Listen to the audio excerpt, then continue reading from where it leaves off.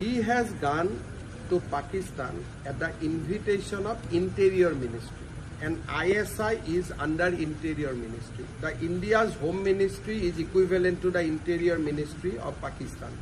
He has gone to the Pakistan at the invitation of Interior Ministry. So that's the big thing. So if I am invited by Cultural Ministry, Sports Ministry, BCCI, it is a different thing.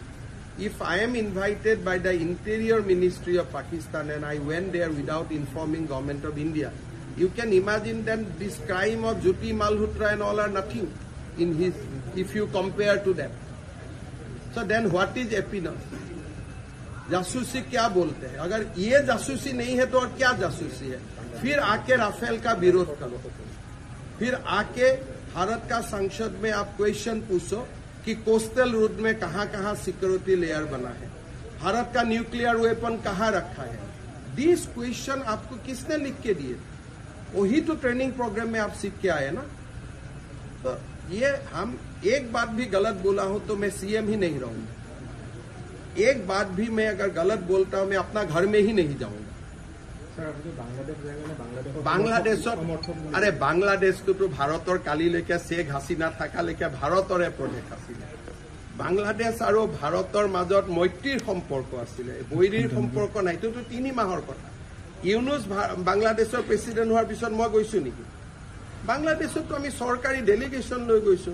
বাংলাদেশত নুমলীগড় ৰিফাইনেৰীয়ে তেল পঠিয়ায়. বাংলাদেশৰ প্ৰাণ juice আমি ইয়াতে কিনো. বাংলাদেশ আৰু অসমৰ সম্পৰ্ক আমাৰ কোকৰাঝাৰ যোগীঘোপাত আমি মাল্টি মডেল লজিষ্টিক পাৰ্কে খুলিছো যাতে বাংলাদেশত বস্তু পঠাব পাৰো. এডভান্টেজ আসাম 1ৰ সময়টো গৈছো, চৰকাৰে টিকট কাটি পঠাইছে. বাংলাদেশ আৰু পাকিস্তান একে নেকি? কাক বুৰ্বক বনাব খুজি আছে?